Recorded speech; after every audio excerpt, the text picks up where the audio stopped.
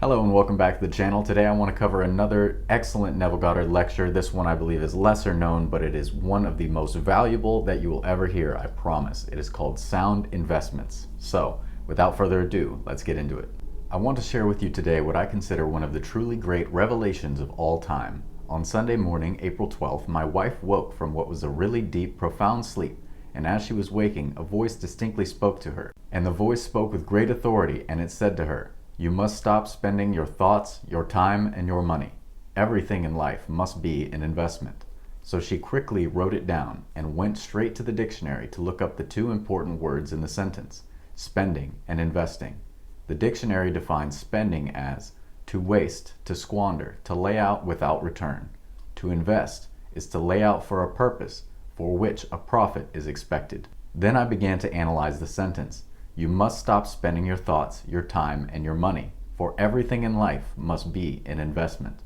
As I dwelt upon it, I saw where everything is now, that through the portals of the present all time must pass, and this psychological now, the state in which I find myself now, does not recede into the past, it advances into my future. Are you investing in your now moment and expecting a profit? Are you taking in these words, investing your attention that you may expect a profit in the future? This psychological now moment is all there is. In the future, you will be met with the profit or the consequence of your spending or investing of this now moment. Neville continues.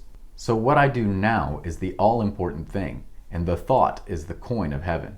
It is the money of heaven, and so the thought I entertain now, the thought to which I consent, as told us in Ephesians, all things when they are admitted are made manifest by the light, and all things when they are manifested are light. And the word light is defined as consciousness. So the state to which I now consent must be made manifest. When it is manifest, it is only that state of consciousness made visible, coming to bear witness of the state in which I abided. This is big. Your present circumstance is a manifestation of the state of consciousness to which you allowed yourself, you admitted yourself to dwell in the past. Can you tell by your current circumstances whether you spent or invested your now moment? Admit yourself now to be in the conscious state of the wish fulfilled and dwell there. Make the investment which costs you nothing but your attention, your thought. For your thoughts and your attention are the coin of heaven, and you will receive profit unbounded in like nature to your investment. Neville continues. So every moment of time I am either spending or I am investing. Unfortunately, most of us spend the coin of heaven, and morning, noon, and night we live in negative states for which there is no return, when we could have easily invested that moment. So at the end of the day, we would really have a wonderful portfolio. The religious-minded person invests possibly on Sunday morning.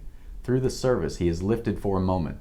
If he is not overly critical, he might be carried away with the hymn. He might be carried away with the solo, the organ music, the address from the pulpit, and for a moment he is investing, but the rest of the week he spends. Maybe you invest for a few minutes at a time when you're meditating on the conscious state of the wish fulfilled. Then you get up and are carried away with the news or what someone around you has to say. Upon hearing and reacting to that information, you are right back to spending in a negative state of consciousness. Do not just drop the conscious state of the wish fulfilled once you've touched it. Be a doer of the word, and as Neville says, carry it around like a fragrant odor. Invest all the time. Neville continues. If you devoted every moment of time to positive thinking, constructive thinking, by not accepting any rumor that does not contribute to the fulfillment of your desire, no matter what it is, it could be the most obvious fact in the world. If it does not contribute to the fulfillment of your dreams, do not accept it. If you do, you are spending. If, not by denying, but by complete indifference, complete non-acceptance, you turn to what you wish you could have heard instead of what you heard, you are investing. It's not the hearing that matters. It's the admitting the truth of it that matters. All things when they are admitted, not all things when they are heard, but if you give consent to it, if you accept it as true, then you either spend by acceptance or you invest depending on the nature of the state accepted. So this revelation which came through my wife to me is one of the greatest that I have heard. Had it been told in our Bible, it would have been told in its strange meter. And the Lord spoke unto her this day, and said to her, his servant. And they would have told what revelation would come in that manner, but it came to a normal, natural wife, came in a normal, natural manner, to instruct not only her, but to instruct her husband. For I was the first one to whom she told it, and I can't tell you what it has done to me since I heard it on the morning of the 12th of April. For it made me more aware of the moment, made me more conscious of every moment of the day that I am not spending. I must invest. Time is too precious, and because these moments do not recede, they do not pass away, they are always advancing into my future to either confront me with a waste or to show me some wonderful return. If I invest, it's for a purpose, and therefore I hope, not only hope, I expect a reward.